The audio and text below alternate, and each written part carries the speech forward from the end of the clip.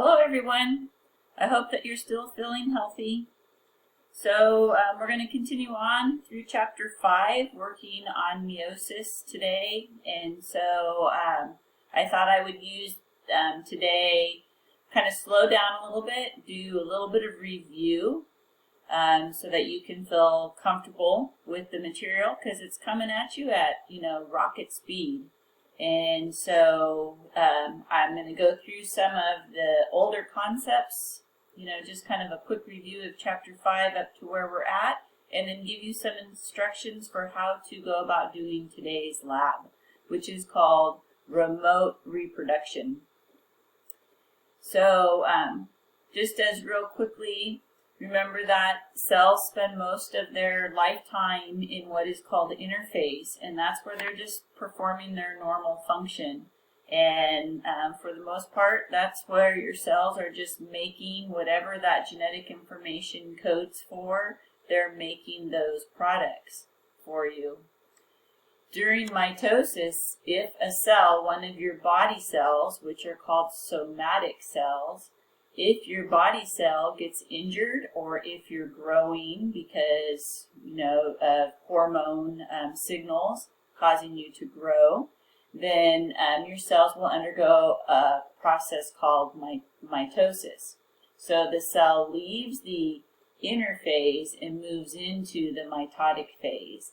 And in the mitotic phase, the DNA that has already been replicated will then be separated into two individual cells.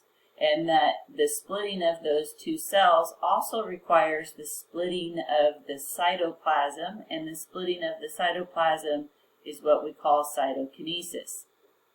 So these are not in their correct order, and but here's what the images look like of mitosis when a cell's under a microscope. And so it starts here with prophase, and in prophase the nuclear membrane starts to break down and the chromosomes become condensed and thick in there. After prophase, the chromosomes move to the middle of the cell, and that's metaphase. And in metaphase, they're all lined up just right down the middle of the cell in no particular order.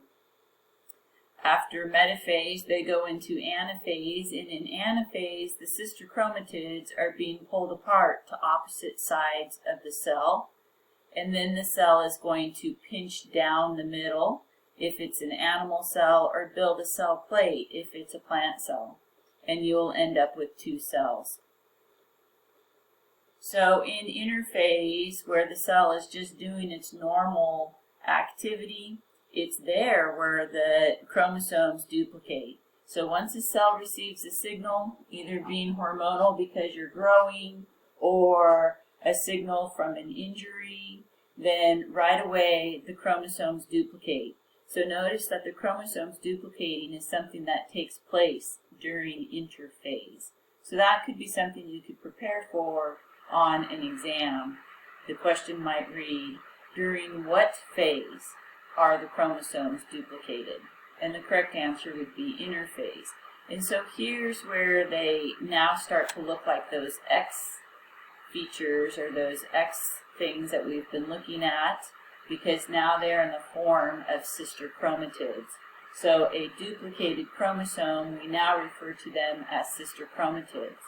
Those sister chromatids are held together somewhere in the middle, up at the top, or whatever, by what's called a centromere. The location of the centromere is going to give those chromosomes a distinctive shape. So when during mitosis, then after the DNA is replicated, the cell will then replicate some of the organelles, and that's still in interphase. Once it moves into the mitotic phase, so it moves into mitosis, it starts out with the chromosomes becoming condensed, and this is what's called prophase. So in prophase, the nuclear membrane starts to break down, the chromosomes become condensed. Now we can see them. And this is what that karyotype that I've showed you in the last couple lectures shows you the real images of the chromosomes. We grab them right here, photograph them during prophase because they're nice, thick, and condensed, and we can see them. From prophase, then spindle fibers reach out, come out from these centrioles. So here's the centrioles, and the spindle fibers come out and attach themselves at the centromere. That way they can control the movement of the chromosomes. And in metaphase, the chromosomes inside the cell all line up down the middle of the cell. In anaphase, the spindle fibers start to shorten, and as they shorten back towards the centrioles, then they pull those sister chromatids apart. The cell then starts to divide down the middle, and this is called telophase. And it's also dividing the cytoplasm as it divides down the middle, and the division of the cytoplasm is called cytokinesis. So this is how our cells make complete copies of themselves, and you make identical or cloned cells. Mitosis, mitosis, mitosis. That's how you've been growing to be the 3 trillion cells that you are today. Okay, then in very specialized tissues, we undergo a process called meiosis. And so this is only used for reproduction. And so we say that it occurs in specialized tissues, the ovaries of females and the testicles of men. And so when we got to 5.7, here starts this new terminology called diploid. And we say that the cell starts out as a diploid cell. It does. It has both members of a homologous pair of chromosomes. So if you take a look at your paperwork that I had you do, you're checking your understanding. If you want to look at your checking your understanding diagram, you drew for me cells that, and you were showing me independent assortment, and you were showing me crossing over. In both of those cells, you can see that, or all 4 of the cells that were drawn for you, those 4 cells, all of them contain both members of a homologous chromosome. The dad's chromosomes are done in blue, mom's were done in red. And so that's a diploid cell. A starting cell is diploid because it has both members of a homologous pair of chromosomes. You can't hand those down to your offspring, not like that. We cannot use those as our gametes, our reproductive cell, because that would be giving our offspring too much genetic information. And so meiosis is this process that's going to reduce the amount of chromosomes. And when we reduce the amount of chromosomes, you produce a cell that is now haploid.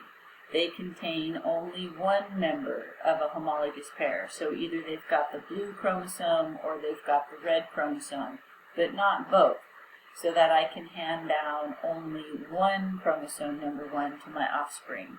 And then my mate will provide the second one. So gametes, our sex cells, are haploid cells. Each one has a chromosome number 1 in it, a chromosome number 2, a number 3. They are no longer in pairs. They will not rejoin into being having the full set until fertilization, or if fertilization takes place. So here's a karyotype, and this is just looking at the actual chromosomes, what they look like to technicians who look at them.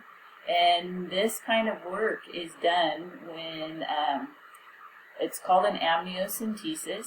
Doctors will perform an amniocentesis, and they will take from the amniotic fluid some of the cells that are floating around inside the cells.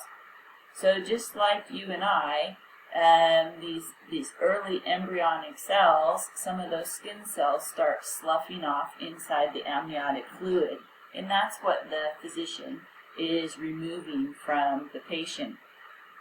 and it will be the full complement. Those cells will have the full complement of the infant's genetic chromosome composition. The chromosomes are stained, they are photographed, and then a technician pairs them up, matches them together. And the whole point of this is to determine that the baby has the correct number of chromosomes. And if they don't have the correct number, if they have too few or too many, it would be the technician's responsibility to determine which chromosome is missing or which chromosome there are too many of. But this is what the karyotype physically looks like, and so the chromosomes are paired up, making up these homologous pairs. So you look at your homologous pairs and you count that yes, the baby has all 23 pairs. Okay, the first 22 pairs are called autosomes because they are genetic information for about the self. Auto means self. This last pair of chromosomes are called the sex chromosomes. And these are very interesting because the sex chromosomes are different for females and males. Females have 2 X chromosomes. They truly are a homologous pair. They code for the same type of information, they're the same size, they are the same shape. But the Y chromosome, which gives males their male features, this has the genetic information on it for their male features, is much smaller than the X chromosome. So in fact, it's not a true homologous pair. And because they're not, it's different between females versus males. Females, we have a true homologous pair. So when it comes to playing genetic games, there's nothing really going to change in regards to women when it comes to playing the genetic games with our sex chromosomes. But we want to pay really close attention to these sex chromosomes, especially when we start talking about males, because males do not have a second X chromosome. And by only having one X chromosome, they lack a genetic kind of protection level that women have. And that's going to be one of our future topics that we get into, is looking at what are the chances of your baby having a disease. What are the chances of your baby having a certain characteristic? Well, if that information is on the X, you can see that females, by having 2 X's, as long as one of these has the correct recipe, oftentimes women have a level of protection. However, men, you only have 1 X. The Y, because it doesn't have the same traits on it and the same genetic information, can't provide you protection. So it's a 50-50 chance for men oftentimes as to whether or not they'll get these diseases that are on the X, because they only have 1. Where women, because we've got 2, have this built-in protection mechanism. Okay, so this leads us into the concept of meiosis and what we've been dealing with for the last section of these videos that I made. Okay, so in meiosis there are 2 rounds of cell division, and I'm sure that you're hopefully starting to get more familiar with that and feeling more comfortable with it. Because hopefully you've completed your mitosis versus your meiosis worksheet.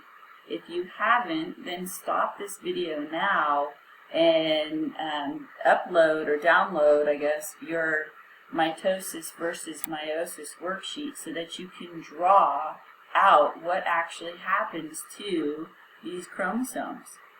So remember, this makes up a homologous pair, same size, same shape, same kind of genetic information.